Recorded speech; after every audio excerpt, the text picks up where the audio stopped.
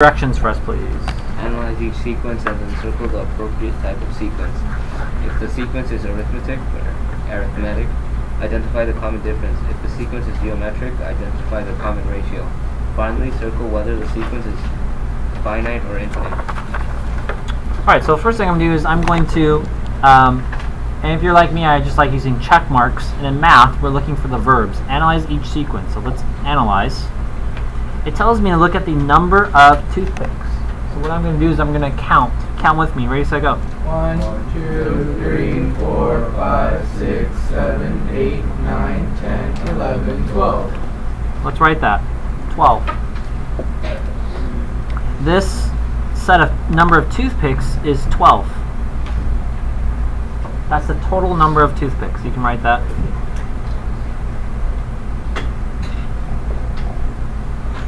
And then up here, I'm going to write n.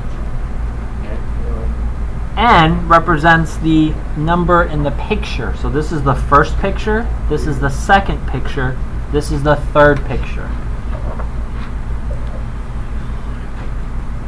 Then it tells us to circle the appropriate type of sequence. Well, before I do that, I'm going to count up all of my toothpicks. If you recognize that this has the same number of tenths on the bottom, so that'll be 12. Count with me on this one. Ready, set, go. 1, 2, 3, 4, 5, 6, 7, 8, 9, 10. Class, what is the total number of toothpicks in picture number 2? 22. 22. Class, what do you think the next one's going to be? 12. So this is 12, 10. 10. Oh, wait. 1, 2, 3, 4, 5, 6, 7, 8. It's going to be 8. So if I add them all up, that's, or this, in this picture number 3, that's going to be 30. 30. Class, how do I go from this number to this number? You added 10. To go from 22 to 30, you added 8. Okay, pay attention.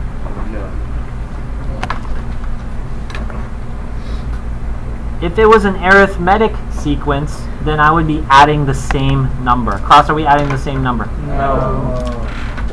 If it was geometric, I would be multiplying by the same number, or having a common ratio. So am I multiplying?